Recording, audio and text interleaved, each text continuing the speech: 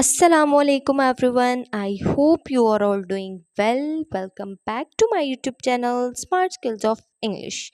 Welcome in today's lecture number 74 which is about the use of prepositions. आज मैं आपके साथ जो लेक्चर शेयर करने वाली हूँ वो है यूज़ ऑफ prepositions के बारे में यानी कि हरफ जार। उर्दू में preposition को हम हरफ जार कहते हैं। फर्स्ट ऑफ ऑल इसकी मैं आपके साथ डेफिनेशन शेयर करती हूँ कि हरफ जार यानी prepositions क्या होते हैं। The definition is that a preposition is a word that shows relationship between noun and pronoun. यानी हरफ जार ऐसा लफ्ज़ होता है जिसमें जो नाउन और प्रोनाउन के दरमियान जो है ताल्लुक को जाहिर करता है. That is called preposition. It really tells about location, times and direction. हमेशा ये हमें जो है लोकेशन के बारे में, वक्त के बारे में और डायरेक्शन के बारे में बताता है. Common prepositions are on, in, at, before, under, between, onto, from, across and many more. अब हम देखते हैं कि हमने preposition in, at, before जो भी मैंने आपके साथ preposition शेयर किए हैं इनमें से मैं कुछ आपके एग्जांपल्स के साथ शेयर करूंगी ताकि आपको उनका जो डिफरेंस है वो क्लियर हो जाए. तो फर्स्ट वन जो preposition हम डिस्क्राइब करने वाले हैं वो है preposition about in यानी कि in को आप कहाँ पर और किस तरीके से यूज़ कर सकते हैं. जो इन है यूज़ करते हैं use for months and years यानी कि सालों के साथ और महीनों के साथ आप इन यूज़ करते हैं. And in is use for longer periods of time. Here we have examples of in की एग्जांपल्स अब हमारे पास हैं कि हमने इनको कहाँ पर और किस तरीके से यूज़ करना है. The first one example is she lives in New York. ठीक है. The second one example is he was born in 1995 and the third one example is we will go on vacations in July. अब आप देखिए मैंने तीन examples आपके साथ share किए हैं और तीनों एग्जाम्पल्स में मैंने इन यूज़ किया. इन न्यूयॉर्क लोकेशन के लिहाज से आया और ही वॉज बॉर्न इन 1995 ये हमारा ईयर के लिहाज से आया. और we will go in vacations in July ये हमारा पीरियड ऑफ टाइम आ गया मंथ के लिहाज से कि हम जुलाई में जो है वो वेकेशंस इंजॉय करेंगे या हम जाएंगे छुट्टियों पर. ठीक है. ये था हमारा preposition about in. अब हम नेक्स्ट अपने preposition की तरफ बढ़ते हैं और वो है हमारा preposition about at. हम at को कहाँ पर और किस तरीके से यूज़ करते हैं. The first one is use for specific locations and the second use is specific point in time. ठीक है.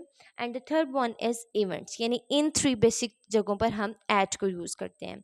Now we have examples about at. हम at की एग्जाम्पल्स देखते हैं. The first one example is he will meet at 5 p.m. Time के लिहाज से use किया है. The second one example is I saw her at the party last night. And the third one example is there was a long line at the entrance. Three examples आपके साथ share किए हैं eight के लिहाज से और preposition को हम किस तरीके से यूज़ करते हैं. Okay. The next one preposition is about on. On के बारे में हम पढ़ेंगे कि हम कहाँ पर यूज़ करते हैं. ऑन हमारे इस तरीके से यूज़ होता है preposition में used for technology. And the second one uses communication platforms and the number third one is specific days and dates यानी कि इन जगहों पर हम on को यूज़ करते हैं. Let's see the examples of on की कौन कौन सी example हैं. The first one example is the book is on the table. The number second example is we have a meeting on Friday. And the number third example is she posted a picture on Instagram.